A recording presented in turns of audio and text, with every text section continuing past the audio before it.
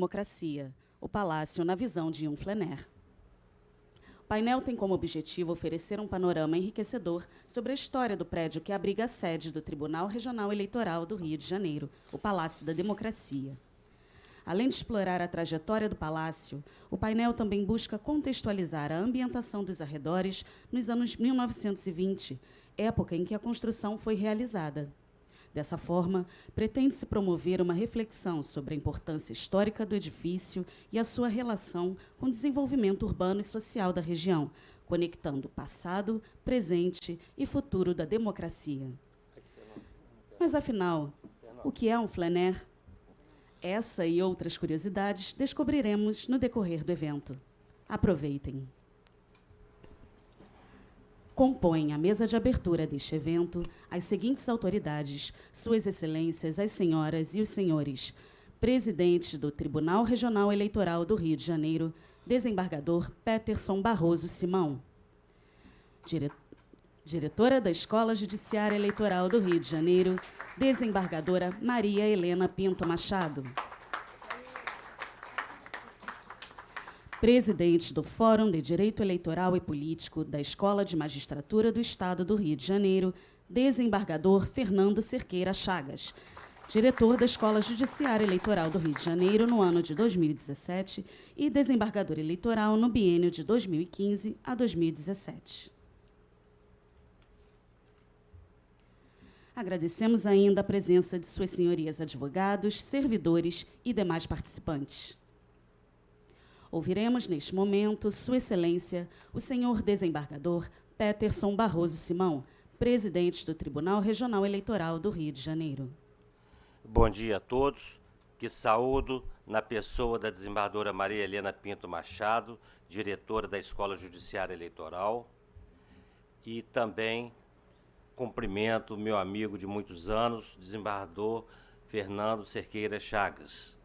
E fico feliz de ver um auditório com pessoas importantes, sobretudo do Tribunal Regional Eleitoral, para conhecer melhor a nossa casa, quer dizer, a casa de vocês, porque daqui a algum tempo eu estou indo embora.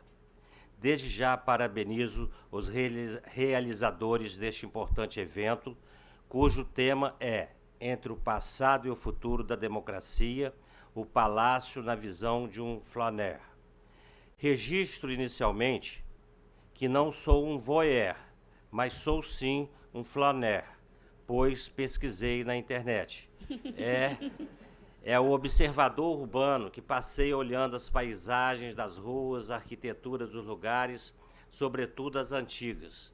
Gosto de passear pelas ruas do centro do Rio de Janeiro, lá para a Rua da Carioca para cá, quando a segurança se faz presente. Gosto muito também de visitar lugares como Paraty, Tiradentes e Ouro Preto. É a nossa história. Quanto ao nosso prédio construído em 1926, se eu não estiver enganado, tenho uma simpatia enorme por ele, onde estamos agora, principalmente ao ver o maravilhoso saguão, onde tudo pode ser feito de bom, inclusive uma exposição de quadros e esculturas 100% sustentáveis, que, se Deus quiser, ocorrerá no próximo mês de julho e todos já estão convidados a participar. Quanto à democracia, quanto ao passado da democracia, que começa na Grécia Antiga, com Clístenes, e no Brasil, com o Estado Democrático, por meio da promulgação da Constituição Republicana de 1891, embora já tivesse de 1824, nossos colegas vão melhor esclarecer. Também irão esclarecer sobre o futuro da democracia, que, segundo Norberto Bobbio, filósofo italiano, senador e escritor, já falecido, passa por resgatar e fortalecer as regras democráticas. E a democracia atual, entre o passado e o futuro, é a que vivemos neste momento, no presente, que depende de cada brasileiro ou de todos os brasileiros. E aqui estamos nós participando de um evento no Palácio da Democracia. Então, desejo a todos um ótimo evento e muito obrigado.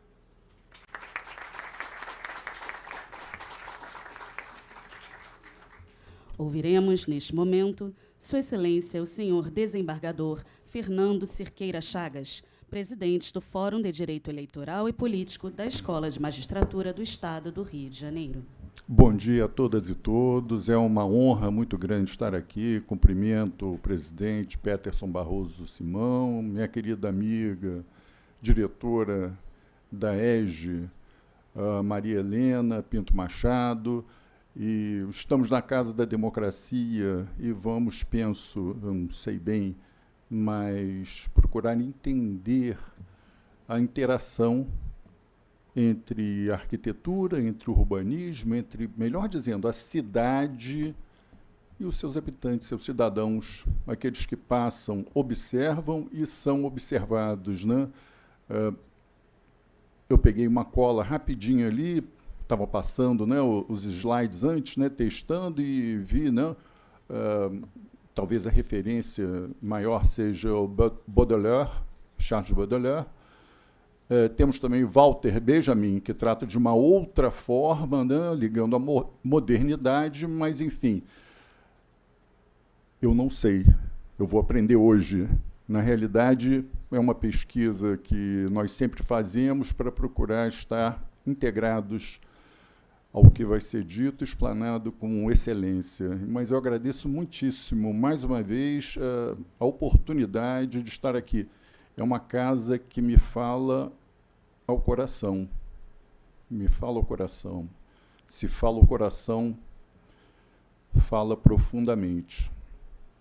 Muito obrigado, e vamos ver aí, né, a palavra, né, quem passa a palavra, mas, enfim, a minha querida amiga desembargadora Maria Helena. Muito obrigado.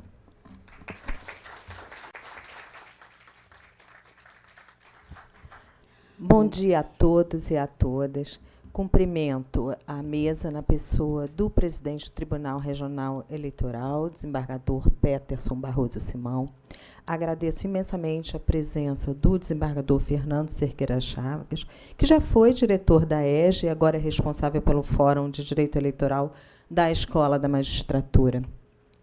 A ideia da escola e da presidência é trazer informações e contextualizar este prédio, a construção do mesmo, que data do início do século XX, aos movimentos sociais e urbanísticos que existiam à época, que era uma época de intensa mudança, de pujança na cidade do Rio de Janeiro, de alteração do espaço urbanístico, e eu nem vou me atrever a falar mais, porque os professores o falarão, e da atualidade da cidade do Rio de Janeiro, e de forma também trazendo essa atualidade para esse espaço democrático, não à toa chamado de Palácio da Democracia, até porque é clichê, mas é fato, que hoje somos decorrência do nosso passado.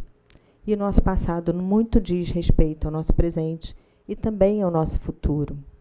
Eu acho que essa informação e a disseminação da informação e trazer luzes acerca desse tema é importante para todos os servidores, para os integrantes do Poder Judiciário e para os estudiosos em história e em movimentos sociais. Então, eu agradeço, vou agradecer mais pormenorizadamente ao final, a presença dos professores e de nosso servidor, que certamente muito bem falarão sobre o assunto. Então, vamos dar início, não é verdade?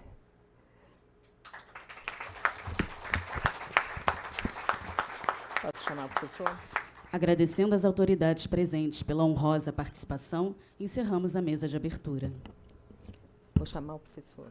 Eu chamo para compor a mesa o professor André Chivitarese, que é professor titular da Universidade Federal do Rio de Janeiro, atua no programa de pós-graduação em História Comparada do Instituto de História e no programa de pós-graduação em Arquitetura do Museu Nacional, e cujas pesquisas estão concentradas em duas grandes áreas do conhecimento: história do cristianismo e paisagem e cultura material da cidade do Rio de Janeiro. E também tem diversas obras publicadas. Professor. Onde é que ele está? Desembargador Alain, não tinha visto o senhor. Vem para cá, por favor. Vem para cá. Não, por favor. Não, precisa sim, vem para cá. Tem até lugar aqui. Você vai embora agora?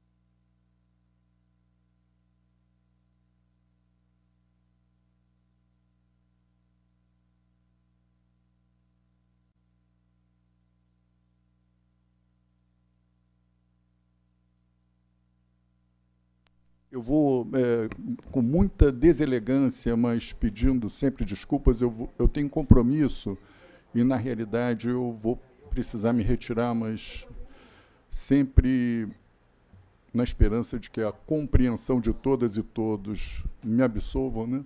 Eu peço licença.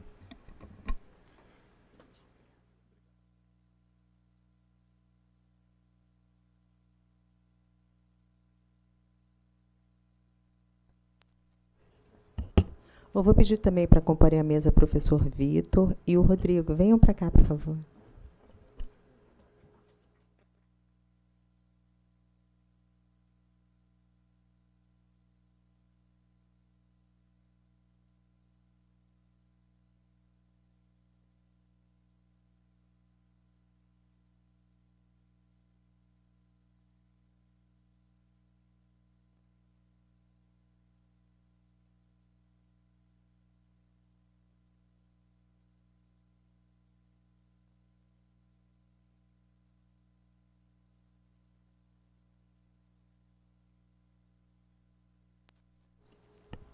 Eu estava conversando aqui com o professor André e ele sugeriu que comece pelo professor Vitor, depois o Rodrigo e ele encerra. Por isso que a gente acabou fazendo essa outra arrumação.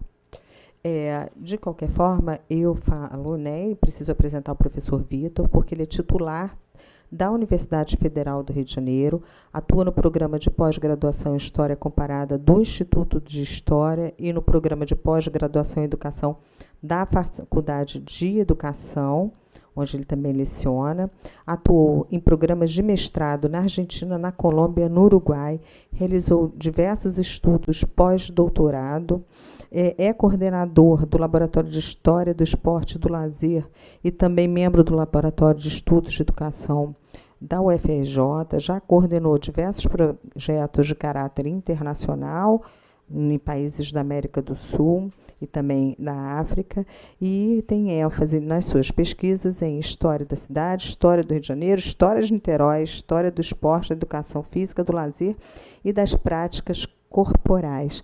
Professor Vitor, por favor, a palavra é sua.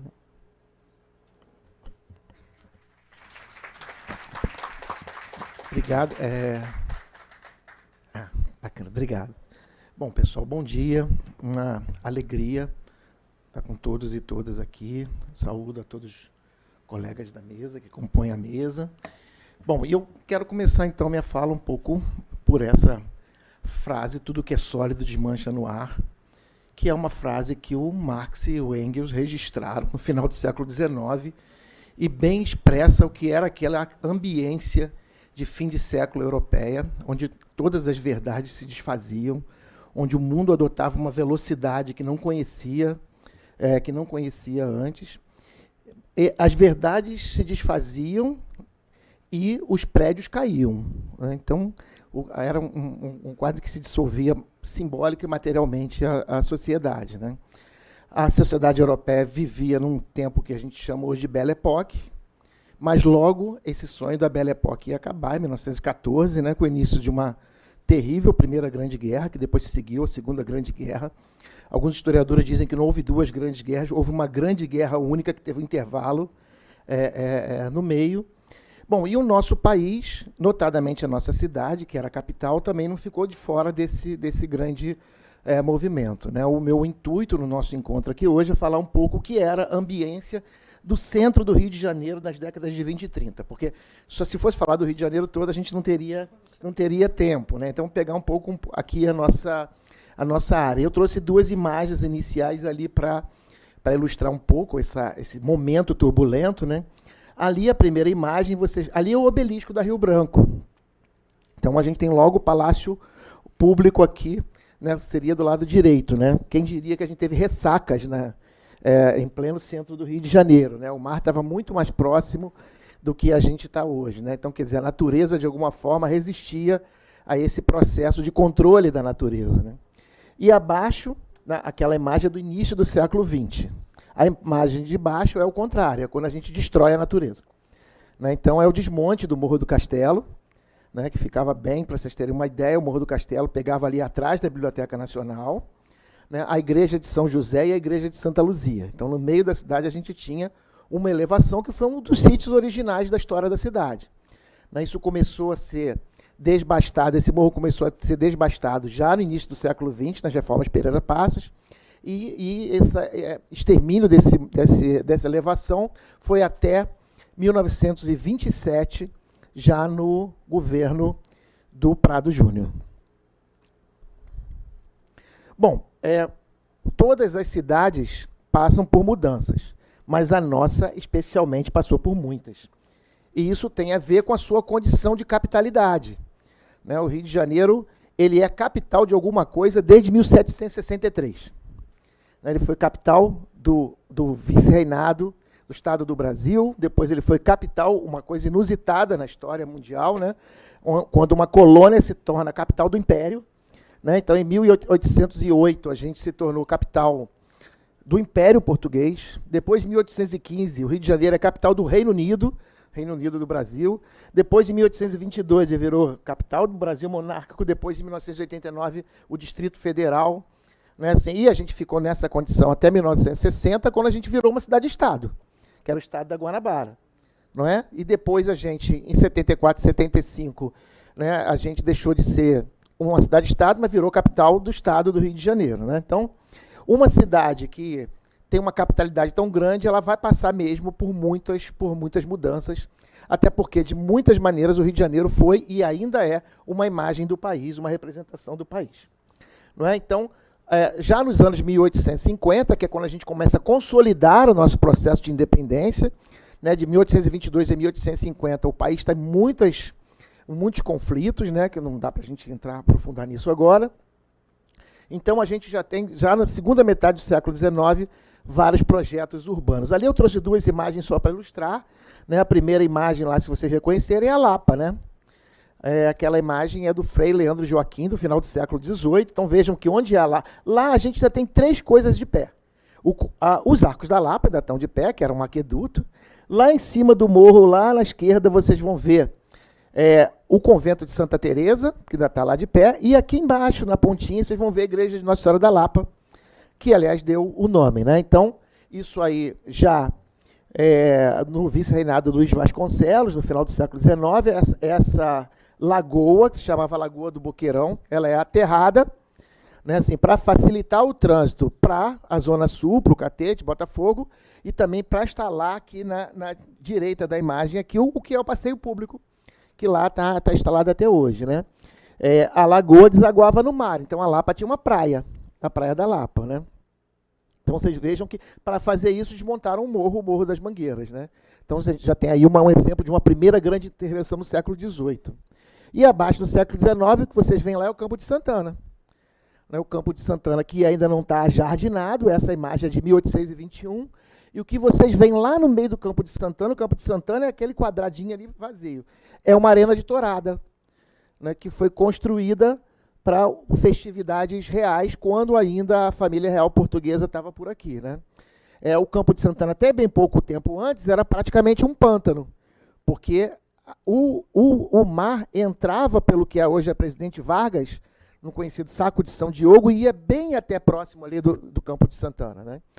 Então, o mar ia bem na frente, né? Então, o que a gente vê é, primeiro, um primeiro aterro ali dessa região de pântano, né? Depois a gente vai ajardinar aquilo ali para ser o Campo de Santana, mas a Presidente Vargas, na década de 40, vai cortar ali o Campo de Santana, né? Então, o Campo de Santana hoje é muito menor, porque a Presidente Vargas tirou toda aquela área. Podemos passar mais um? Aí então a gente vê, vou fazer só para fazer uma comparação com vocês, já puxando mais para cá, isso é uma planta da cidade do Rio de Janeiro, do iniciozinho do século XX, né? Então vejam lá em vermelho, lá o passeio público estava beira-mar. Estão vendo lá? Quer dizer, o passeio público era à beira-mar mesmo, né? Comparemos com hoje, onde é que está o passeio público do mar, né? O mar está lá na Marina da Glória, veja o quanto que a gente tirou, né, de mar. Ali em branco é o Convento da Ajuda. O Convento da Ajuda é onde está hoje o Odeon, ali na Cinelândia. Eu botei ali para a gente ver onde está o Odeon, está todo aquele conjunto ali que vai até o Palácio Pedro Ernesto, era o Convento da Ajuda. Olha lá em amarelo onde era o Morro do Castelo, bem no meio da cidade ali. Tá? E a cidade cresceu em cima do Morro do Castelo depois que ela foi descendo.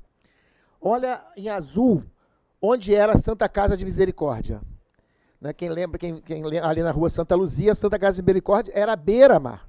Inclusive porque a medicina da época acreditava que os ares marinhos faziam bem para o restabelecimento dos doentes. Né?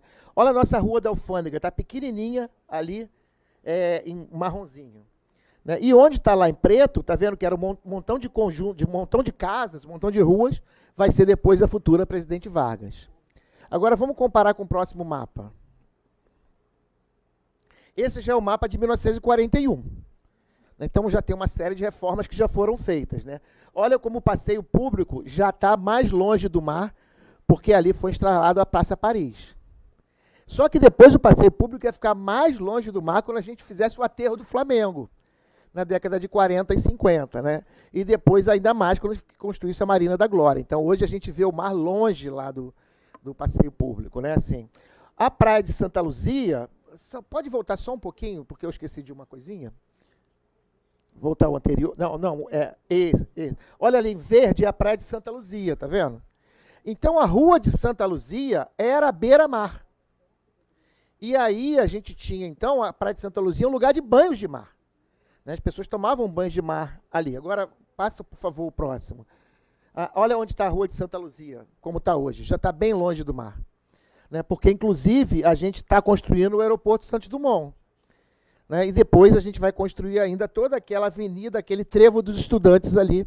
Né? Então o mar vai ficar muito mais afastado. Onde era o Morro do Castelo, não tem mais nada. O Morro do Castelo foi eliminado. Deu origem ao que a gente chama hoje de Esplanada do Castelo. Né? Que são todas aquelas construções ali. Então a gente tirou o morro e fez um montão de ruas, enfim, para ocupar. Olha a Santa Casa de Misericórdia. Está vendo? A Santa Casa de Misericórdia está bem longe do mar já. A nossa Rua da Alfândega está lá e a Presidente Vargas ainda não foi construída. Tá? A gente ainda vai construir a Presidente Vargas. Vamos lá passar. Bom, normalmente a gente enfatiza muito a reforma Pereira Passos, né? Que foi aquele conjunto de reformas que foi feita no início do século XX. Né? E, efetivamente, a reforma Pereira Passos não é a primeira reforma. Teve uma série de outras reformas, como eu falei antes, no decorrer do século XIX. Mas ela é um ponto de inflexão pelo grau das intervenções no espaço público, né? Não só na região central, como também na região do Porto. Então, ela é, efetivamente, uma expressão de modernização da cidade do Rio de Janeiro e da definitiva adoção de parâmetros europeus na construção arquitetônica do Rio de Janeiro, que é o padrão eclético, que é o padrão desse prédio aqui. Né? A Avenida Central, quando ela é aberta, se faz um rasgo no meio da cidade, ali para abrir a Avenida Central. Não é qualquer prédio que pode entrar na Avenida Central. Há um concurso de projetos e só prédios do estilo arquitetônico eclético é que podem ser ali instalados. Tá? Agora, o que significou para a cidade a reforma Pereira Passos? um profundo movimento de gentrificação da cidade. Né? Então, a gente vai começar a tirar as populações pobres do centro e vai começar a jogar as populações pobres para a periferia da cidade. Né? Então, isso vai corresponder também ao surgimento das primeiras comunidades de baixa renda, das primeiras favelas, né? Notadamente a favela da Providência, que é a nossa primeira grande favela, né? Que fica ali na região da Central, e também de uma grande expansão e ocupação dos subúrbios do Rio de Janeiro. Né? Assim, a reboque da melhoria do transporte ferroviário. Então, o transporte ferroviário está sendo instalado na segunda metade do século XIX, e nesse momento vai começar, então, a levar a população de ida e volta para o que depois vai ser o subúrbio ferroviário do Rio de Janeiro. Tá? Então, o centro do Rio de Janeiro, o centro do Rio de Janeiro era o principal lugar de moradia do Rio de Janeiro. A gente vai observar, a partir da reforma Pereira Passos, uma certa redução das pessoas vivendo no Rio de Janeiro, né? Em contrapartida, o centro do Rio de Janeiro vai ser ocupado notadamente por práticas de entretenimento e por muitos negócios. Né? A gente vai começar a configurar o que é o centro do Rio de Janeiro de hoje. Então, a gente fala muito da reforma Pereira Passos, né, assim, mas a gente fala pouco das reformas do tempo do Carlos Sampaio.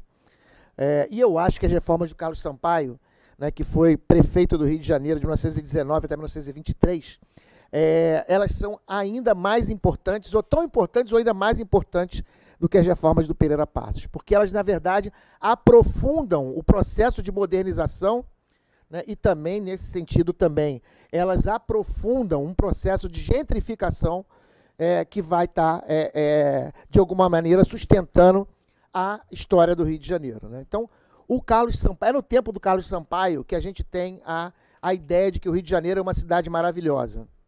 Mas ela é uma cidade maravilhosa para a Zona Sul. Né? Então, todos os investimentos da cidade começam a ser para configurar a ideia de que era maravilhosa, desde que a gente esqueça que 80% da cidade é subúrbio. Né? Desde que a gente esqueça, então, o que a gente vai ter é a queda ainda maior da moradia no centro da cidade, porque a população de maior poder aquisitivo vai rumar, né, em direção ao paraíso da Zona Sul.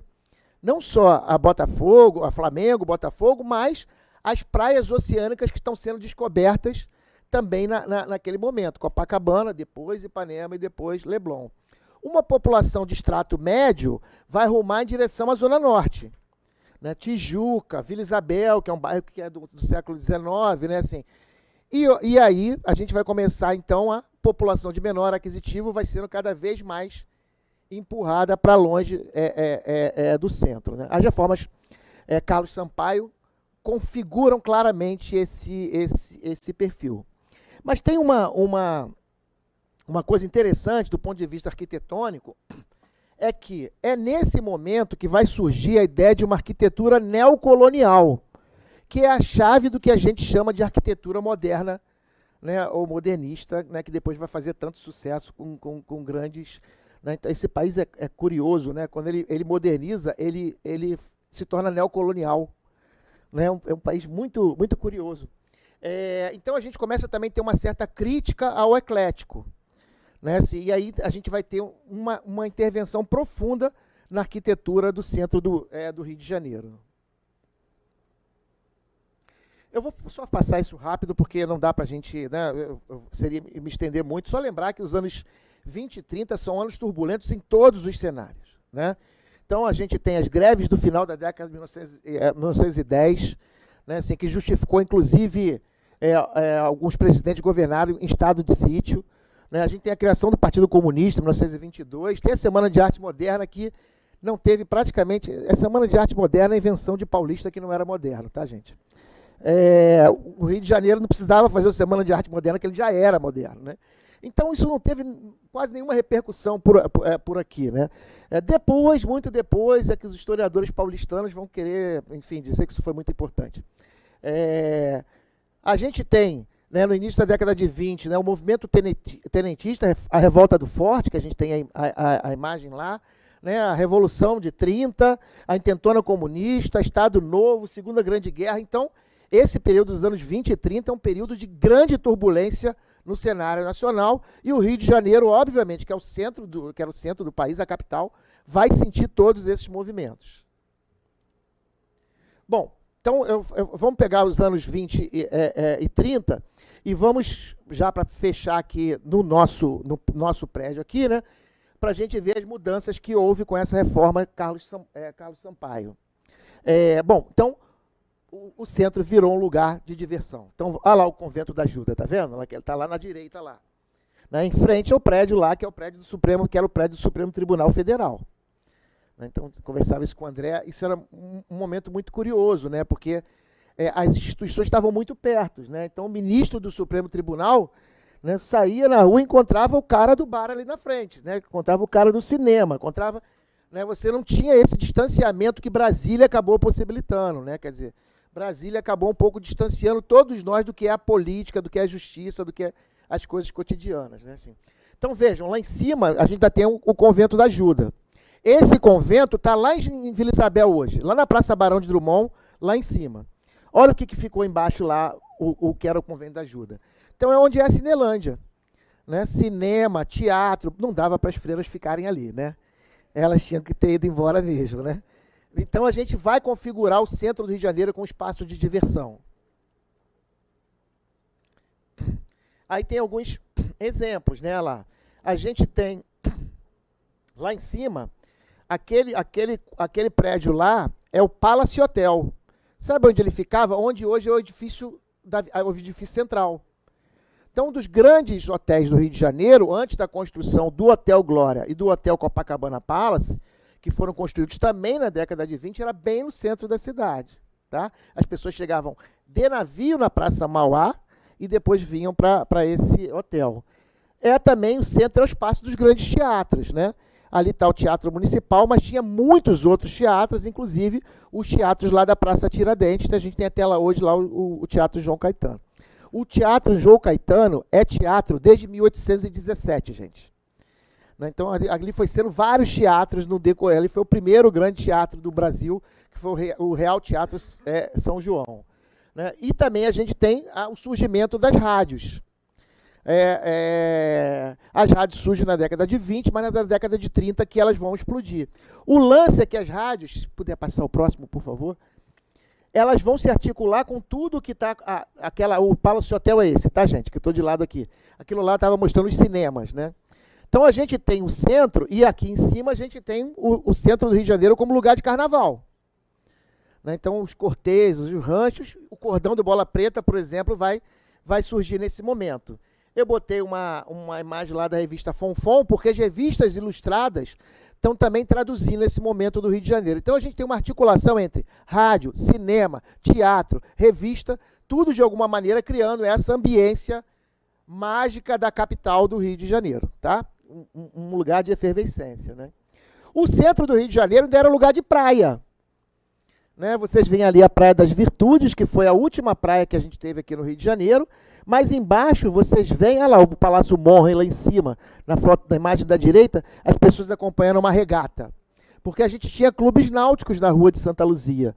Olha lá embaixo uma atividade na Praia de Santa Luzia. Então vocês imaginam que era a década de 20 aqui no centro. Né? Você tinha sociedade dançante, você tinha clube carnavalesco, você tinha os bares, você tinha os restaurantes, você tinha tudo funcionando, tudo ao mesmo tempo. Né? Desconfigurou ali, gente, desculpa. Era também centro de negócios. Né? O centro também era um espaço privilegiado de negócios. Né? Ali a gente tem dois exemplos. Né? O prédio da Sul América, né? Que é um pouco uma empresa de seguros, né? A expressão desses novos negócios urbanos. E lá o Parque Royal, que é um armazém, né? Que instalado na Praça Tiradentes, que são o início das grandes magazines. Né? Então as pessoas vinham para o centro do Rio de Janeiro também para flanar. Né, também para... Bom, quem lembra aqui do tempo que a gente tinha magazine, né? O tempo da Mesbla, por exemplo. Né? Eu sou do subúrbio, eu sou de Senador Camará. Então tinha dia que era dia de passeio na Mesbla. Né? A gente pegava o ônibus, vinha passear. E passear para quê? Passear, não comprava nada, até porque a família não tinha dinheiro para isso. Tinha dinheiro para um lanche no final. Era o shopping antigamente. Aí a gente voltava feliz da vida, né? Então essa sociedade, esse mercado de consumo e entretenimento está o tempo todo articulado ali no Rio de Janeiro. Bom, isso aí é só para a gente ter uma ideia de como é que vai mudando a cidade. Está vendo o prédio da Mesbla lá? Aqui na esquerda lá? Né? Quer dizer, na direita, a minha esquerda aqui, né? O prédio da Mesbla. Ele foi criado para ser edifício residencial. Mas logo a Mesbla comprou e se transformou num edifício comercial. E agora está se transformando de novo em edifício residencial. Lógico, porque é uma tolice muito grande esvaziar o centro da cidade. Lembre-se das grandes cidades do mundo, Paris, Madrid, Lisboa, Roma, todo tem gente morando. Porque só pode se manter as coisas funcionando quando mora gente, porque senão ninguém reivindica. Então a tentativa que a prefeitura tem feito é de tentar reabitar o centro. Né? Assim, então vejam aquela imagem do meio. Aquela imagem do meio era uma moradia, aquilo ali era na rua Santa Luzia, portanto era beira-mar. Né? E aquilo ali era uma moradia que virou um clube, o Clube Santa Luzia, que existe até hoje lá na região do aeroporto Santos Dumont. Então, aquele clube à beira-mar virou aquele prédio ali. Ó. Onde estava aquele clube à beira-mar, virou aquele prédio ali, que é a esquina de Calógeras com Graça Aranha com Rua Santa Luzia. Então, a gente foi esvaziando o centro do Rio de Janeiro de gente para habitar cotidianamente. E foi transformando num espaço eminentemente de negócios, com prédios que a minha prudência de historiador não me permitiria comentar dessa forma que eu vou comentar agora. Mas a minha participação enquanto cidadão indignado vai dizer, esse é um prédio horroroso. Então a gente substitui um conjunto arquitetônico muito belo por prédios horrorosos em nome simplesmente dos negócios, em nome simplesmente do capital, né, e não em nome da cidade, da história da cidade e da população. Bom, ali a gente vê outras reformas que houve no centro que ajudou a entender o esvaziamento. Né? Olhem a foto da esquerda, a minha esquerda aqui lá em cima, aquilo ali que ficou quando tiraram o Morro do Castelo, tá vendo? Tiraram o Morro do Castelo, olha a igreja de Santa Luzia, lá na ponta, sozinha. Então aquela igreja era beira-mar. Não é? Depois ela foi sendo aterrada para lá, e ficou um vazio. Esse vazio foi ocupado por prédios de negócios, mas antes morava gente que foi expulsa do centro do Rio de Janeiro, expulsa para a periferia do Rio de Janeiro. Olha lá. Ali a gente já tem um primeiro prédio que ocupou o que chama-se hoje Esplanada do Castelo, né, que é o prédio da Associação Cristã de Moços, que hoje está lá na Lapa. Tá? Olha ali a Presidente Vargas sendo construída ali embaixo, na foto abaixo. Simplesmente você rasga uma avenida, expulsa toda a população por ali, passa por cima de um patrimônio histórico maravilhoso, inclusive uma igreja que só tinha um modelo único no Rio de Janeiro, que é de São Pedro dos Clérigos, né, assim, e onde tinha gente morando, passa a ter carro, passa a ter prédios de negócios, e a gente vai esvaziando o centro de Rio de Janeiro. Ali também foi um pouco a construção outro aterro que houve foi para a construção do aeroporto Santos Dumont, né, unindo a ilha de Villers-Gagnon com a praia de Santa Luzia. Tá? Então, Villers-Gagnon é uma ilha. Onde está a escola naval lá era uma ilha. A 1.000 metros de distância do litoral. Né? Porque 1.700 quilômetros do litoral. A gente foi aterrando, até que hoje juntou. A gente não sabe que aquilo é uma ilha. Né? Quer dizer, tem até o nome de ilha, mas a gente simplesmente matou aquela ilha ali. Né? Bom, e aí, o que acontece com todo esse esvaziamento? O centro vai deixar de ser lugar de moradia, a não ser na sua periferia. Né? Então, lá a gente vê uma imagem da favela da Providência, né? Que é a primeira. Né? Depois também, toda aquela região ali entre o centro e o Estácio, né? Assim, também, né? E um pouco ali pegando até o início da Lapa, também vai ser, né? Só que você tem uma outra configuração de moradia, já não é uma moradia de classe alta ou classe média, mas sim de populares que ficaram sem moradia. Né? Então a gente tira os cortiços para depois eles voltarem. Né? E a gente não resolve adequadamente o problema da moradia no Rio de Janeiro. No mais, as pessoas vão rumar para os outros lugares. Olha lá, olha o que era a Avenida Atlântica lá. Tá vendo? Então a Avenida Atlântica era essa avenida bucólica, com o mar aqui perto e toda com casarões. Mas a gente tem um prazer profundo de destruir as coisas. Então a gente transforma a Avenida Atlântica naquele paredão de prédios que inclusive prejudica a circulação diária. A gente transforma Copacabana, então, num dos bairros com maior densidade demográfica do país. Ou então, a gente ruma para a Tijuca, né? E a Tijuca a gente ainda vê muitos casarões. Eu já estou acabando, já eu sei que já devo estar passando do meu tempo aqui, eu peço desculpas, mas já estou acabando. Bom, então o que vai acontecer, gente? O centro do Rio de Janeiro vai ser um verdadeiro Frankenstein de arquitetura. Né? A gente tem lá, olha lá, só que três do século XX, tá? A nossa Biblioteca Nacional, veja como nossa Biblioteca Nacional é linda, mas é até difícil de ver. Né? Assim, e ali ainda é um lugar que a gente ainda consegue ver. Estilo eclético, nossa Biblioteca Nacional. Palácio Capanema, né? Lá em cima. Né? Então, já a arquitetura moderna. E aqui o edifício central, Mostrengo. Né? Então, a gente começa a gente tinha aquele hotel lindo e colocamos este Mostrengo no lugar. Né? Por favor, cadê?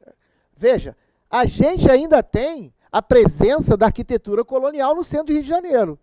Tanto do colonial lá do século XVIII, lá o nosso Paço Imperial lá, quanto desse colonial que já é do século XX, mas que já é neoclássico, que é a Casa França Brasil, que é Grandjean de Montigny, né, que é um artista arquiteto importante que veio com os franceses junto com a família, junto não, na sequência, né, da chegada da família real portuguesa. Né. Então esse é o nosso centro, por favor. Então, eu tirei uma foto de onde a gente está, de baixo, peguei uma foto no Google Maps, aqui a gente pode ver. Né, assim, o nosso prédio aqui do Palácio da Democracia, ele é lindíssimo. O prédio de frente né, que eu soube que agora o tribunal também vai para lá, né, também. Mas olha só, ele fica faceado com dois prédios que não tem nenhuma comunicação arquitetônica com esse prédio e a gente não consegue ver direito a fachada do prédio. Né, porque a gente botou tanto prédio em cima um do outro que a gente simplesmente passa pelo centro do Rio de Janeiro e perdeu a capacidade de admirar a beleza que a gente tem, né, que a gente, de alguma forma, ainda sobrou. Na próxima imagem, vocês vão ver, olha só, eu dei uma caminhada com o Google Maps pela Rua da Alfândega. Olha só o que é isso, tá vendo? Olha só. Então, a gente tem esse prédio do meio é outro Mostrengo, né? Quem é que deixou construir um prédio Mostrengo do meio desse, né? Então, a gente teve simplesmente uma completa desordenação urbana no centro do Rio de Janeiro, né, em que preponderaram os interesses dos negócios sem o menor controle do poder público sobre o que a gente tem enquanto cidade. Só vou dizer para vocês que não precisava ter sido assim. Né? Vamos lá, a gente vê lá, ó, Champs-Élysées. Tá? No século XIX, se dizia que a Champs-Élysées só tinha uma concorrente no mundo, que era no início do século XX, que era a Avenida Central ou a Avenida Rio Branco. Né? Mas quando foram fazer o movimento de modernização lá de Paris, se fez isso em outro bairro, La Défense. Quem conhece Paris sabe disso, La Défense. Então, assim, quando os arquitetos querem brincar de cidade, é bom deixar eles longe. Né? Cria um espaço para eles brincarem de cidade e não encher o saco da nossa. Né? Então, o que Paris fez, falou, tá bom, vocês querem fazer arquitetura moderna, faz lá na ponta. Né? Mas não mexe na nossa Champs-Élysées. A gente não, deixou eles brincarem dentro da nossa Avenida Central. Né? Assim, a gente deixou eles brincar dentro, então ficou esse Mostrengo. Outro exemplo. Berlim. Né? Então, Berlim, você tem aquela Ilha das Culturas. Quem conhece Berlim, ali é a área de todos os museus, uma parte belíssima. Né? Assim, onde que deixaram os arquitetos brincarem de arquitetura moderna? Na parte que era do Muro de Berlim. Né? Então, como havia uma grande parte no meio da cidade, que era o Muro de Berlim, ali ficou... Aí falou, beleza, então os arquitetos brincam aí, mas não toquem na nossa arquitetura aqui, que está nessa região aqui, que tem uma certa harmonia arquitetônica. Eu estou falando contigo porque eu fico vendo o computador. Bom, então, concluindo, né? No amálgama confuso da região central, fruto de políticas públicas equivocadas ou ineficientes, o Palácio da Democracia, esse prédio, é um túnel para o passado, um sopro de alegria numa cidade que destruiu tanto o seu patrimônio histórico. Mais significado ainda é que celebra a democracia em tempos tão difíceis. Em tempos em que se contesta a própria democracia. Não é só no Brasil, é pelo mundo. Né? E aí eu fiz a questão de trazer, né, uma frase, uma afirmação que eu acho espetacular do Churchill, né, num discurso no Congresso norte-americano. Então ele diz lá, diversas formas de governo foram testadas, e muitas outras serão ainda nesse mundo de pecado e aflição. Ninguém pretende que a democracia seja perfeita e consciente. É verdade que tem sido dito que a democracia é a pior forma de governo, exceto por todas as outras formas que já foram testadas na história. Não é? Então é sempre bom lembrar que não há saída se não for na democracia. Se a democracia tem uma série de problemas, é na democracia que a gente vai tentar resolver esses problemas. Né? E não há democracia possível sem compreensão profunda de nossa história. Né? Como perspectivar o futuro sem entender o nosso passado. Né? Então esse é mais um motivo para que a gente celebre que o TRE, né, com seu Palácio da Democracia, esteja instalado nesse prédio tão precioso. Obrigado.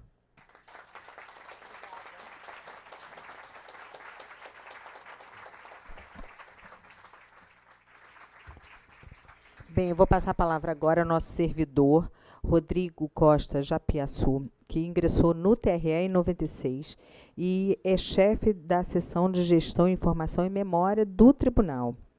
Ele, assim, é uma memória viva do Tribunal e sabe muito acerca da matéria que a gente está trazendo, e é autor, inclusive, do livro Usos e Apropriações de Memória, Documentos Arquivísticos em Centros de Memória do Judiciário Federal Brasileiro, que ganhou o prêmio Maria Odila Fonseca do Arquivo Nacional em 2018 como melhor dissertação acerca do tema temática arquivista. Rodrigo, por favor.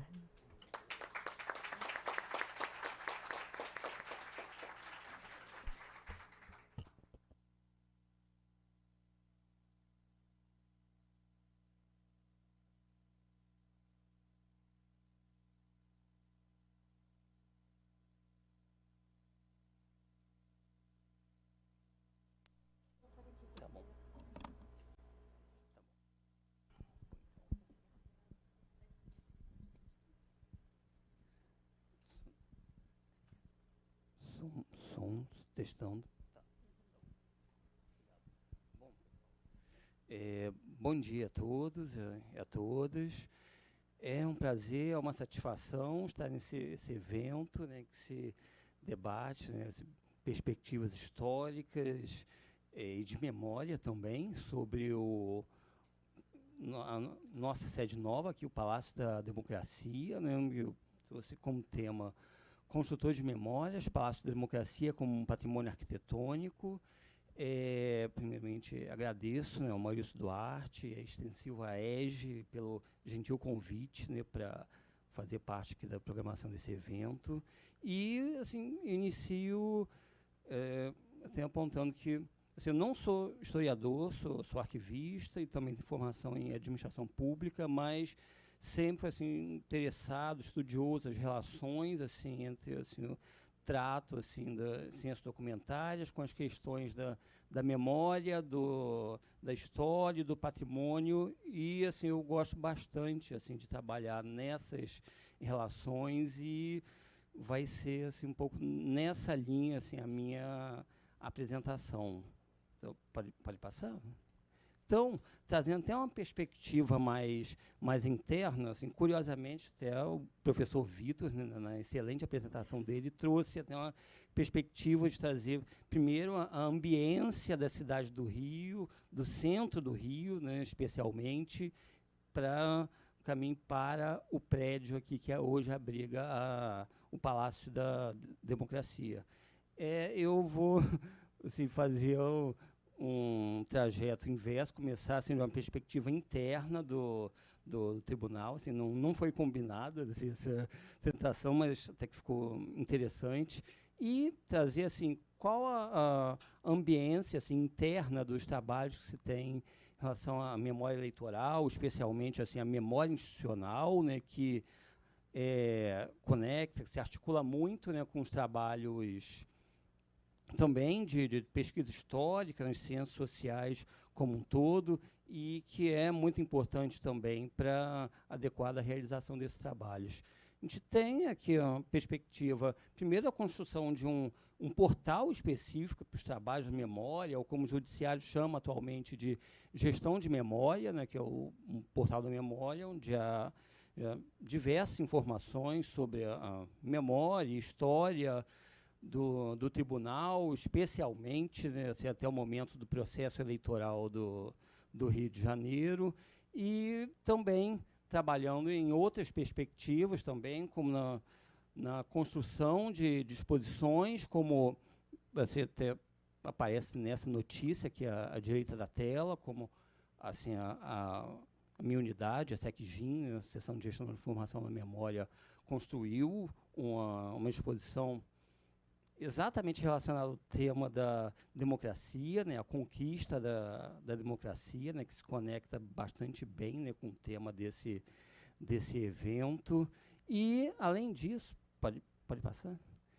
Também vem atuando, né, em outras linhas de ação, né, como assim, uma campanha recente, né, assim, denominada Caçadores de Memórias, que a SECGIM desenvolveu para Semana Integrada da Ética, né, evento interno aqui do tribunal, buscando justamente construir, né, elementos que são importantes assim, para a memória institucional do tribunal, as ações, as pessoas, os prédios, exatamente, né, que é o tema aqui desse evento, e buscar um pouco, assim, contar assim, as histórias, né, das ações, né, do tribunal a partir de uma proposta aí de campanha de sensibilização que pretende ser melhor desenvolvida aí pela SECGIM, justamente para poder fazer esse trajeto, né, desses elementos, né, que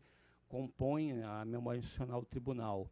E também já houve, também, antes até da formação de uma unidade própria de memória, havia também trabalhos como a antiga Comissão Regional do Projeto Memória, CEMEL, assim, o Maurício Duarte também assim, contribuiu muitos anos aí como presidente da comissão, e também preocupado assim, com as questões assim, envolvendo a promoção, assim, o desenvolvimento assim, da memória institucional do tribunal, resgatando justamente as ações assim, de promoção da democracia, ações educativas, socioeducativas, de promoção da democracia, e também, inclusive, como consta nesse painel, né, curiosamente, traçando um histórico, né, das sedes do TRE do Rio de Janeiro, um pouco também do período TRE da Guanabara, né, de 60 a 75, e enfim, assim, um pouco assim, da trajetória assim, dos trabalhos realizados até agora em relação a desenvolvimento da memória institucional. O tribunal considera assim, que tão melhor assim, possa ser desenvolvida quanto esteja articulado, né, com trabalhos de pesquisa histórica ou sócio-histórica, né, para poder melhor realizar esse trabalho. Então, pode passar? Trouxe aqui um pouco, porque essa questão das ações do TRE do Rio de Janeiro, assim, uma perspectiva mais recente de tentar assim, ilustrar, minimamente que seja, exatamente a memória institucional, ela, de forma geral, ela trata muito essa questão do tribunal, assim, a instituição, no caso o TRE do Rio de Janeiro, em ação, assim, como você apresentar assim, as memórias, você construir assim, a história do tribunal baseado no que o tribunal efetivamente age, né, assim, internamente e, claro, né, com assim, o foco no cidadão, no público externo para a realização de suas ações, né. Então, tem, enfim, um pequeno recorte, né, de ações feitas aí em várias perspectivas, né, de ação do tribunal, por exemplo, questões de controle social e transparência em relação à ouvidoria, questões de sustentabilidade, questões ligadas à organização e gestão do processo eleitoral, que aí já começa a se conectar aí de forma mais direta, mais específica, né, com as ações, né, referentes à democracia, e aí considerando-se até a atuação do TRE como regulador, protetor, né, da realização rígida, né, do processo eleitoral e, inclusive, trabalhos assim, nessa perspectiva, né, de realizações em prol da defesa da democracia, né, dentro da perspectiva da linha de ação do tribunal, ações que, inclusive, se conectam de forma transversal também com outras temáticas, né, como a notícia referente ao Dia Nacional de Libras, ilustrando a questão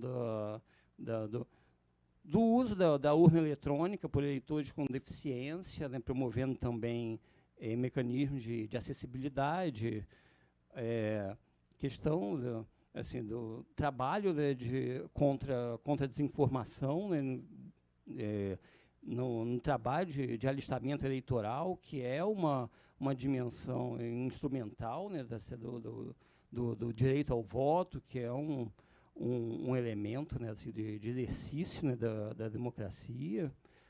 Pode passar? E assim, todos esses trabalhos envolvem assim, processos de patrimonialização para serem assim, identificados, realizados. E assim, o que eu quero dizer com processos de patrimonialização?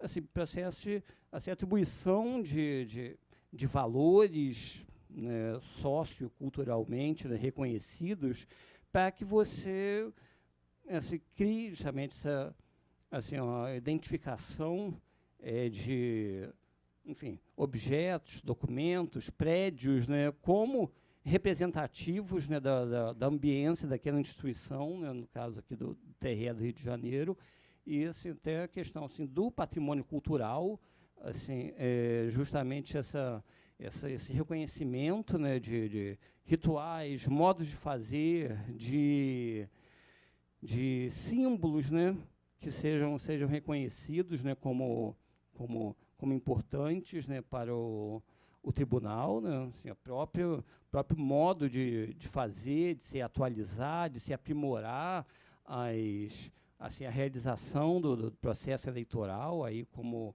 instrumento do processo democrático, né, assim, poderia ser considerado aí um exemplo de patrimônio cultural.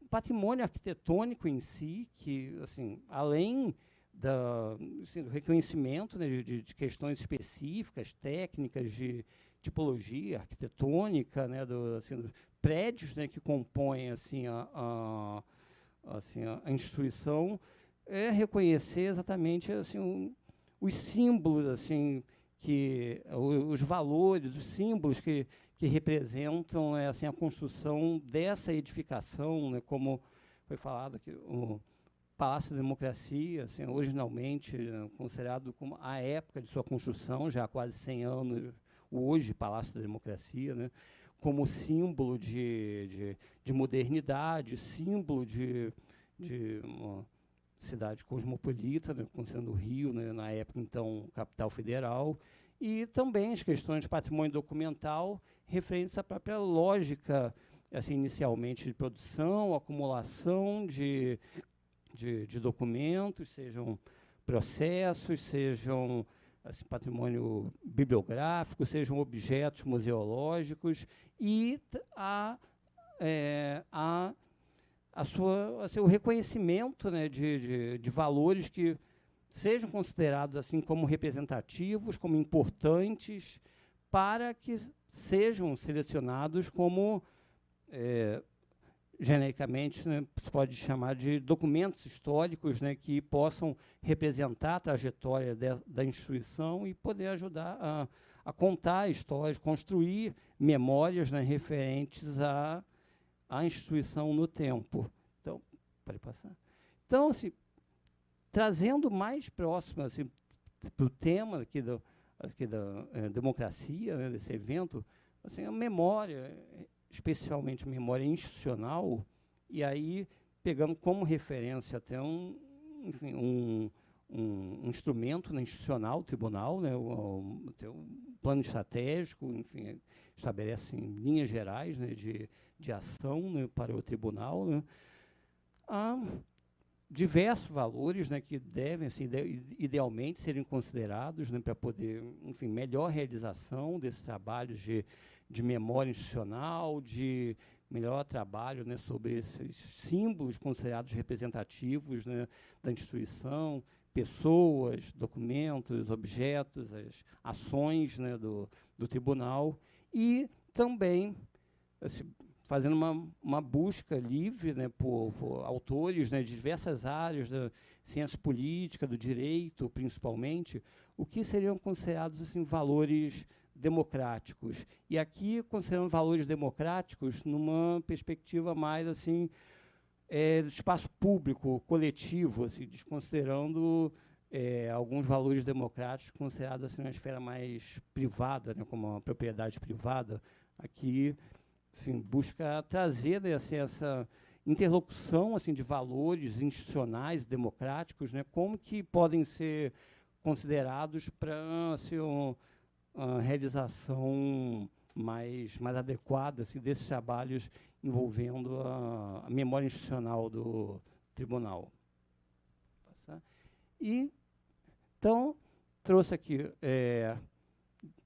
enfim, a trajetória, vamos dizer assim, a história desse prédio, né, hoje Palácio da Democracia, pensar, assim, de banco privado ao Palácio da Democracia, assim, ressignificar a nova sede do tribunal. Além das questões envolvendo, enfim, os símbolos, valores, né, originalmente atribuídos, né, ao prédio, assim, de modernidade, enfim, mas também características, assim, próprias, assim, da época de criação, né, assim, sendo inicialmente um banco privado, ou seja, com a ideia de ser um ambiente, um espaço privado, pouco acessível, e como que você ressignifica, né, à luz assim, do tribunal, né, considerar que é um prédio atualmente ocupado pelo TRE do Rio, e aí todas as questões, atribuição, todos esses valores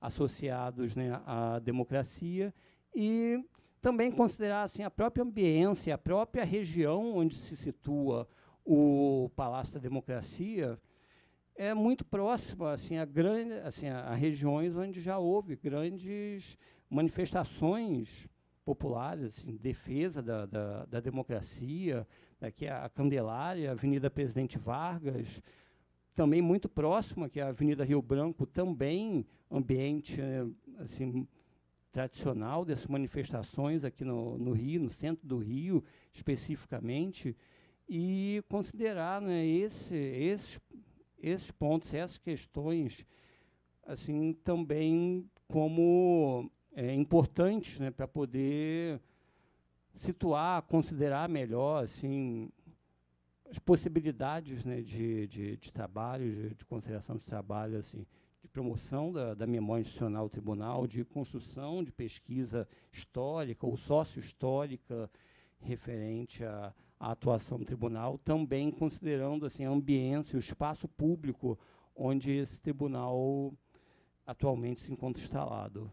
E, para terminar, trouxe aqui, enfim, poema, umas palavras referentes a essa, enfim, essa tentativa de consideração nesse percurso, assim, memória, história do tribunal e sua, enfim, esse flaner sobre, assim, a sua atuação em defesa da democracia, aqui que deixo aqui para vocês. Assim, era só isso que eu gostaria de apresentar a vocês. Então, muito obrigado a todos aí pela atenção. E deixo aqui o QR Code do portal da memória do TRE para quem estiver se interessar em visitar. Muito obrigado. Agora a gente vai passar a palavra para o professor André Civitarese para finalizar, porque ele é o último a falar para a gente.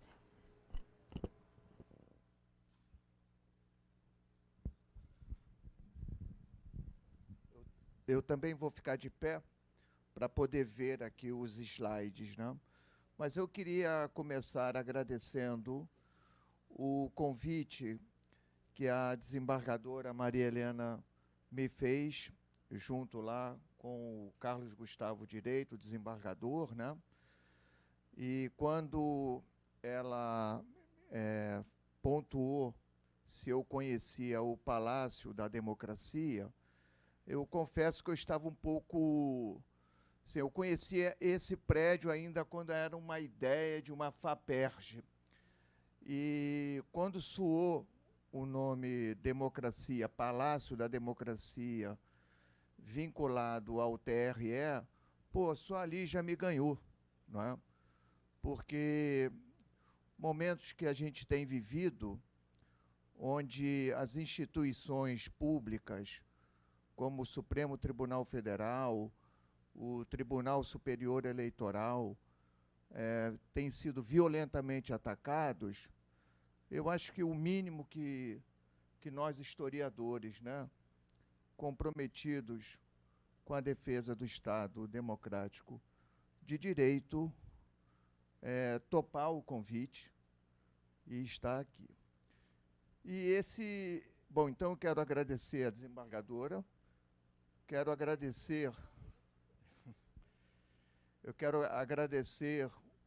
o Maurício Duarte, não é? E toda a equipe da EGE, que foram super gentis comigo. Eu estive aqui alugando um pouco a paciência deles, o Japiaçu, né, que também tive o prazer de conhecer, e ser bem breve no que eu vou falar também.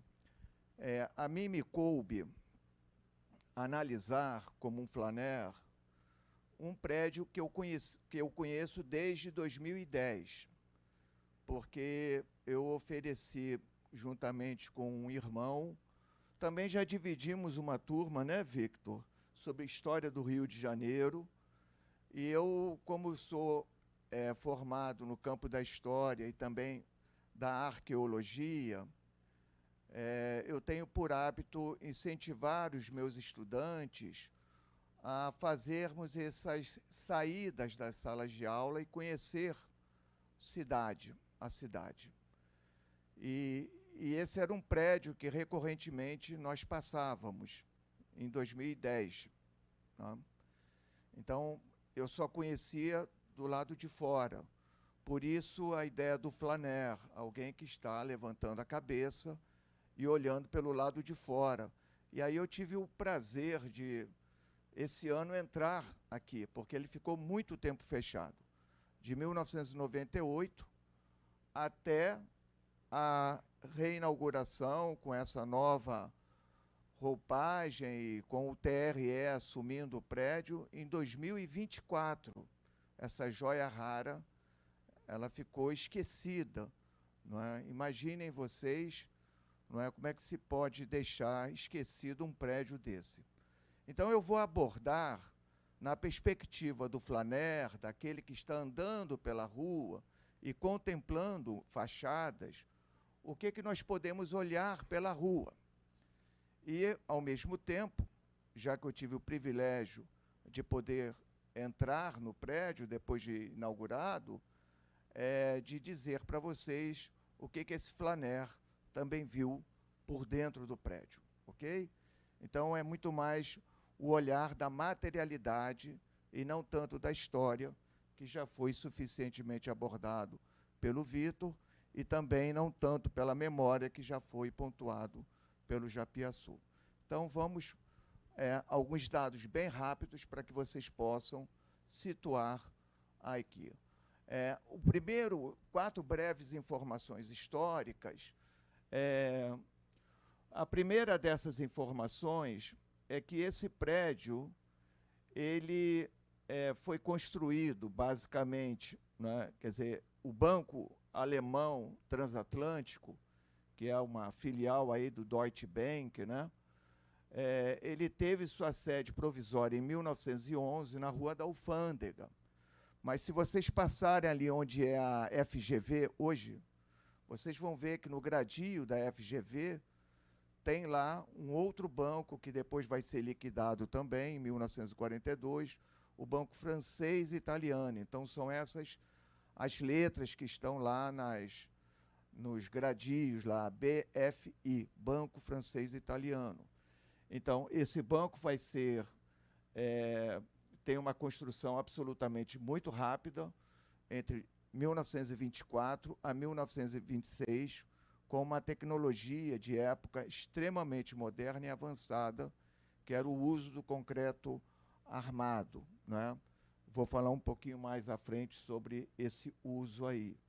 A segunda breve informação histórica necessária é que onde hoje se localiza esse prédio não foi uma escolha aleatória do Deutsche Bank, o banco alemão com essas características transatlânticas.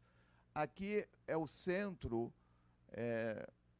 financeiro onde estavam localizadas as instituições bancárias. Eu só listei algumas, como exemplo, o Banque Française Italienne pour l'Amérique du Sud, que é o Banco Francês Italiano, o London River Plate Bank Limited, que é o outro banco estrangeiro, London Brazilian Bank Limited, Brazilianische Bank für Deutschland, 1901, o Banco Espanhol del Rio de la Plata, também, tudo aqui nesse pequeno corredor, National Bank of New York e o Banco do Minho, né, Portugal. O slide seguinte, vocês vão ver que as grandes instituições financeiras, elas estavam centradas dentro desse perímetro aqui. O próximo slide, por favor, não é? Basicamente nesse quadriláterozinho, e isso tem um motivo muito particular. Próximo slide, não é? Então, há 3 motivos que explicam essa concentração de bancos estrangeiros em quarteirões adjacentes, incluindo o antigo Banco Alemão Transatlântico. O primeiro deles, a proximidade com a sede do Banco do Brasil, situado na época aqui na Rua da Candelária. E isso é bem legal, porque é onde eles vão poder cobrar pelos serviços desses comércios. Então, é o banco do governo brasileiro. Então, estar próximo facilita muito a vida.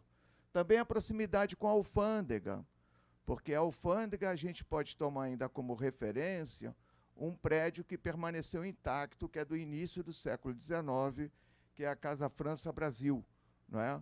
Então, esse prédio do Grand Jean de Montigny é um bom exemplo aqui, bem do lado, que vocês podem mais ou menos situar onde era essa alfândega. Ele fazia parte dessa estrutura alfandegária. E o terceiro ponto é a proximidade com o porto da cidade do Rio de Janeiro, que na época só tinha a fase 1. É o porto que sai do que nós chamamos hoje a desembocadura do Canal do Mangue junto à Baía de Guanabara, que é um bairro novo chamado Santo Cristo. Então, o bairro de Santo Cristo até a Prainha, como era conhecida, e que depois de 1911 recebeu o nome de Praça Mauá. Então, esse era o porto, e, de fato, quando a gente pensa, até andando a pé, não é? Muito rapidamente se alcança de um endereço como esse.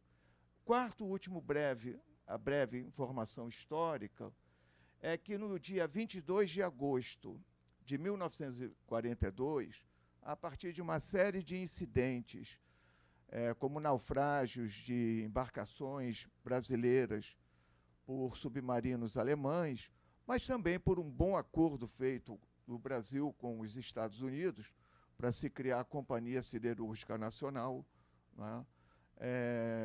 O governo Vargas ele opta por declarar a guerra com as potências do eixo, né? Então, o Banco Alemão Transatlântico ele vai ser liquidado pelo governo federal através do Decreto-Lei 4.612, de 24 de agosto de 1942. Outros 2 bancos também vão ser liquidados na mesma data. o Banco Germânico da América do Sul. Eu acho que a sede dele também estava aqui ligada, e o Banco Francês Italiano, que é aqui na Rua da Alfândega, esquina com Candelária, né, onde é a Fundação Getúlio Vargas. Então, em 1943, o governo federal vende o prédio à Prefeitura do Distrito Federal, lembrem-se, a gente ainda está no momento pré-fusão. Então, aqui, Guanabara, não é, fica com o prédio. E, em 1944, o prédio passou a abrigar a Secretaria de Finanças da antiga Prefeitura do Distrito Federal. Em 1975, eu acho que é uma data muito importante, inclusive, para o Judiciário, que é quando o Judiciário do Rio de Janeiro e do Distrito Federal vão estar se fundindo, e isso vai fortalecer a magistratura aqui do Rio de Janeiro. Não se pode passar direto, não é, por esse momento. E, a partir de 1998, o prédio ficou desocupado. Então, imaginem essa joia rara sem ninguém aqui dentro durante tanto tempo. Mas o ponto de partida não é, se em 1942 o prédio, e os jornais vão sempre sinalizar isso, a chamada quinta coluna, muitos dos espiões alemães ou indivíduos ou brasileiros que estavam apoiando o Terceiro Reich, né, eles recebiam pelo Banco Transatlântico. Quer dizer, o Banco Alemão Transatlântico vai ter uma série de notícias em jornais mostrando que os pagamentos para esse pessoal que atuava aqui no Rio de Janeiro saía dessa sede que está aqui. Então, mudou a direção do banco, não é, o nazismo, não é, assassino de 1933 para frente, e a direção também do banco mudou, e isso implicou posteriormente ao fechamento dele. Então, vamos passar agora... sim, eu quero definir, mas numa perspectiva mais brasileira, não é, o que vem a ser o Flaner, a partir de um livro que marcou muito a minha formação, que é o livro do João do Rio, né, que fala sobre a alma encantadora das ruas, que é um livro de 1908. Então, eu vou definir rapidamente para vocês o que João do Rio diz ser Flaner. Para compreender a psicologia da rua, é preciso ter espírito vagabundo, cheio de curiosidades malsãs, e os nervos como um perpétuo desejo incompreensível. É preciso ser aquele que chamamos Flaner e praticar o mais interessante dos esportes, a arte de flanar. Flanar, aí está um verbo universal, sem entrada nos dicionários, que não pertence a nenhuma língua. O que significa flanar?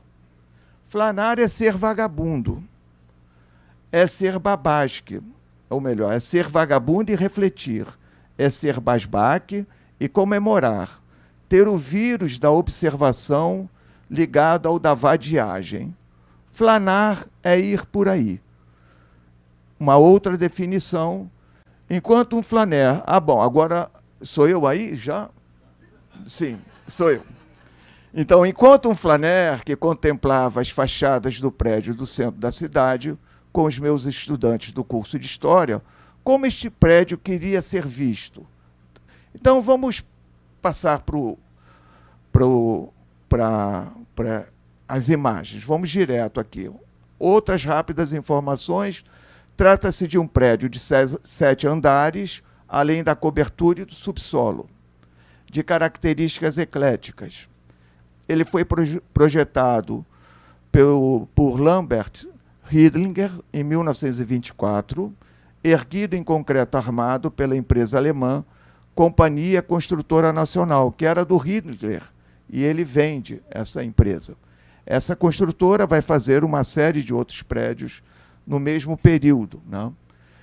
Mas o prédio aqui ele é inaugurado em 26. Sua composição é eclética, inegavelmente, com seu embasamento revestido em mármore e granito vazado por grandes vãos com vergas em arco plano.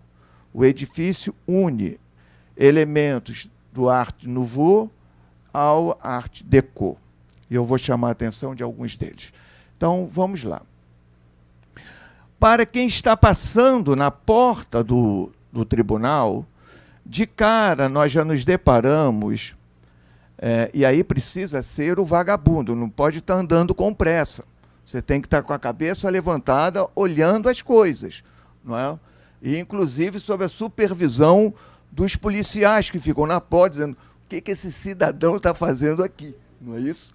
Bom, o tema caravela e navio-vapor, ele é muito comum dentro da paisagem carioca do início do século XX, e ele traz uma marca civilizatória, não é?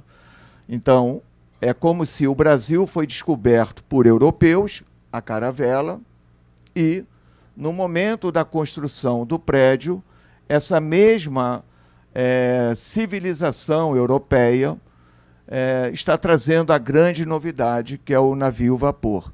Então, já há um negligenciar na própria temática escolhida, negros e povos originários. Então, a temática é civilizatória e já parte do pressuposto de que civilização é a civilização europeia. Então, já há uma exclusão evidente, não é? Até mesmo quanto a quem pode estar dentro do banco. Isso também é bem interessante. O elemento seguinte exato. O elemento seguinte é a presença dominante da cabeça de Mercúrio, ou o deus grego Hermes, não é? Com seu chapéu alado. Eu já contei para mais de 100 cabeças de Hermes disseminadas pela arquitetura aqui da cidade do Rio de Janeiro. Então, muito mais do que se referir à antiguidade grega ou romana, o que se quer marcar é que nós estamos diante de uma cidade comercial. É um centro da cidade que quer se caracterizar, como bem Victor Melo salientou, como um espaço comercial, já não é mais o lugar aonde se viver. Quer dizer, as pessoas estão saindo daqui e vão morar em outro lugar. Então, isso que quer significar a cabeça de Hermes. E nós temos o caduceu, não é? E em torno do caduceu, né, que está aqui no centro, nós temos cornucópias expelindo, não é, o tema floral, o café, que era o grande item de exportação do Brasil. E cornucópia significa augure em italiano, é aquilo que se quer expelir como algo de bom, a fartura, o bem-estar, não é? Então, esse elemento, vocês estão vendo, tem um corno aqui, né? A cornucópia também domina muitas arquiteturas dispersas pela cidade do Rio de Janeiro. O seguinte, por favor. Olha, a seta está indicando, o Flanner está olhando pela Rua da Quitanda, a parte lateral do prédio, pela Rua da Quitanda. Então, o primeiro elemento que vai aparecer é a foice e um feixe de trigo, né? Que também é um elemento importante, não é uma pauta, uma mercadoria tão cobiçada quanto o café, mas o trigo também compõe aí comercialmente uma parte importante. Então, ele se faz representar na fachada. E algo raríssimo, eu nunca tinha visto, já vi pavões, mas nunca tinha visto abelhas, não é, em fachada. E nós temos 3 abelhas, não sei se vocês conseguem ver, temos uma abelha aqui e 2 laterais, né? Então, as abelhas podem estar associadas a uma temática antiga grega, como ninfas, mas eu acho muito difícil elas aparecerem ali por essa característica mitológica antiga grega. Eu acho que tem muito mais a ver com o tipo de trabalho que é feito. Um trabalho de banco é um trabalho coletivo, um trabalho silencioso, onde todos trabalham em prol do sucesso do banco, que é obter lucro. Então, me parece muito mais, não é, o sentido que o banco quer passar, não é, enquanto informação. Podem depositar seu dinheiro aqui. Isso é bem legal, porque quando veio a liquidação do banco, o cofre aí do subsolo, ninguém apareceu para reclamar tudo que foi encontrado lá dentro, né? E olha que o governo abriu um período, olha, quem quiser pode reclamar, não é, a joia, quadros, dinheiro, e não me lembro de ter visto ninguém aparecendo para dizer isso aí era meu, né? Ficou tudo para o governo de Vargas. Olhando agora na perspectiva da Rua da Alfândega, nós encontramos, né, logo nesse primeiro nicho, aqui nesse primeiro nicho, né, o caduceu de Hermes, que é uma espécie de bastão que ele segura, mas os elementos são muito harmônicos, é a ideia de um banco que traz a harmonia. Nós temos a engrenagem e o martelo, onde o banco também está dizendo para a indústria, para o comércio, né, para o capital investido nessas áreas, que o banco também tem linha de financiamento que pode vir, que vai ser bem atendido. E a última temática é o elemento da justiça com as balanças, também sinalizando, não é, operações justas, equilibradas por parte do banco.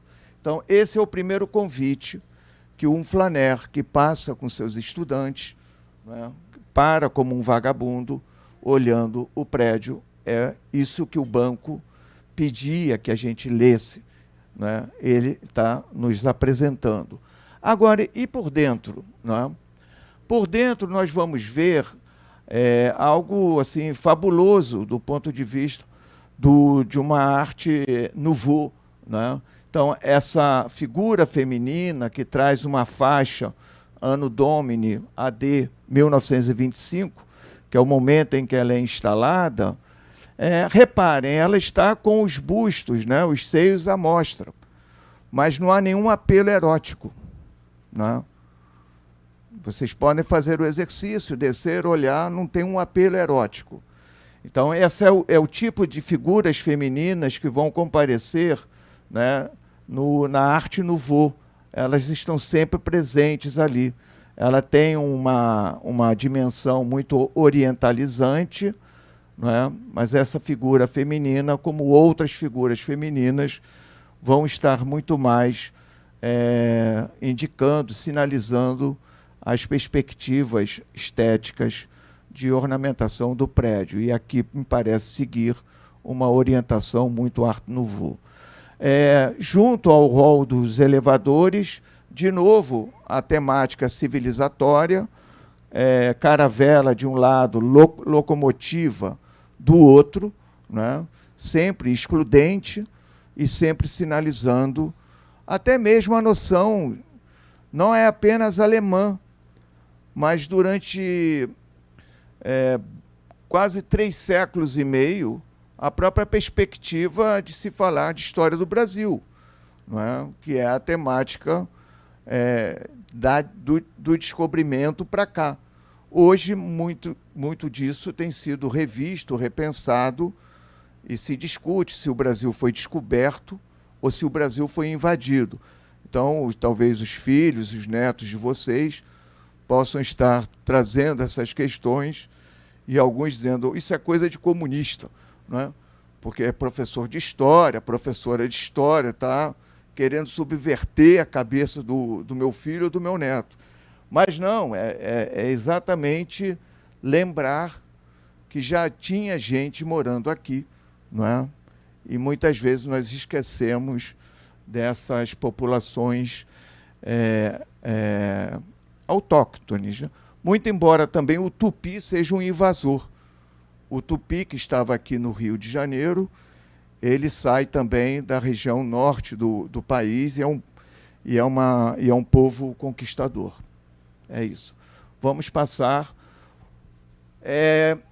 essa área aberta, esse salão, é uma coisa assim espetacular. A gente começa com um primeiro vitral, mas também tem um sentido de clarabóia.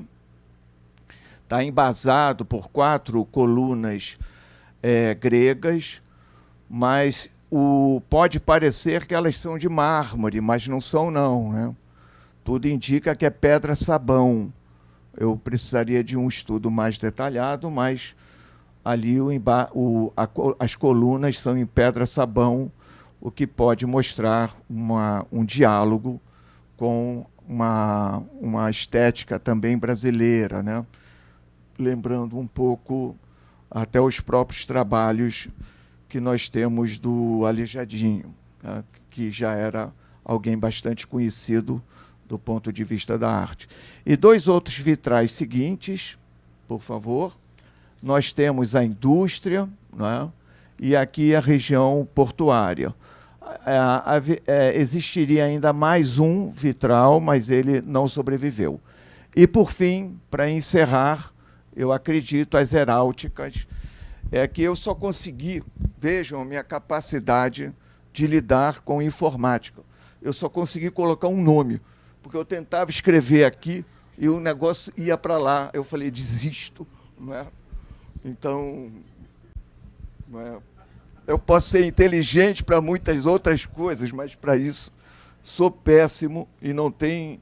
Então, nós temos das heráuticas, nós temos da minha esquerda para a direita, na parte de cima, temos onde os bancos, salvação, onde os bancos, onde o Banco Alemão Transatlântico tinha sede. Então, nós temos aí o brasão da Bolívia, no meio, o Chile, não é? O próximo é o Peru, aqui embaixo, o Brasil, no centro, Espanha. Eu coloquei ali o elemento alemão, mas eu deixei de fora porque também não consegui mexer muito, que é o Uruguai. Mas, com todo respeito ao Uruguai, não é? O banco também tinha sede lá. Eu acho que assim eu termino, não é? É isso. Muito obrigado, pessoal.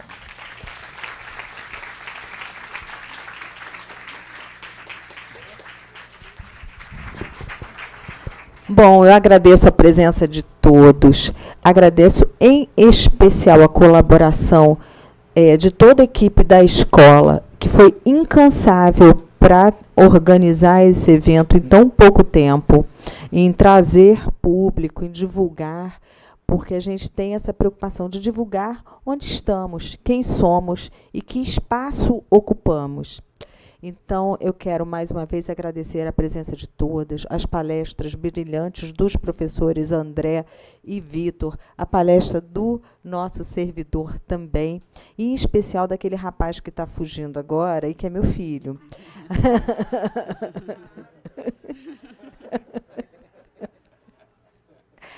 Muito obrigada a todos e tenho por encerrado o evento.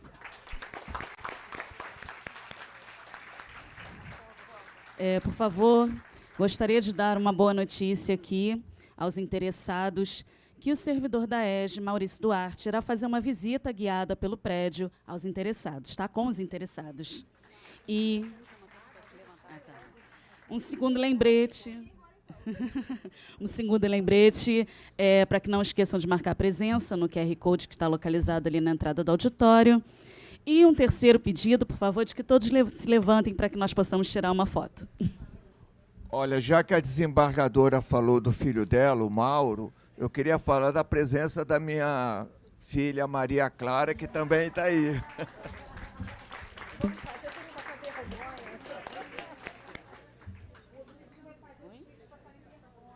Mas acho que deixa, mas sem som agora. Não, acho que agora pode ser com som. Pode ser com som.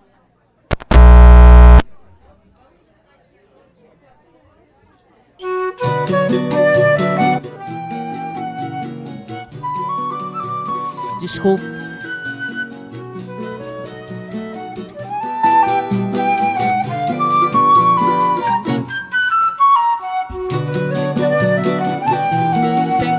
último recado, Maurício me lembrou, só um minutinho, por favor.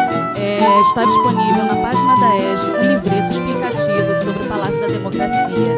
O QR Code para acessar também está ali na entrada do auditório. Agora sim, gente, desculpa.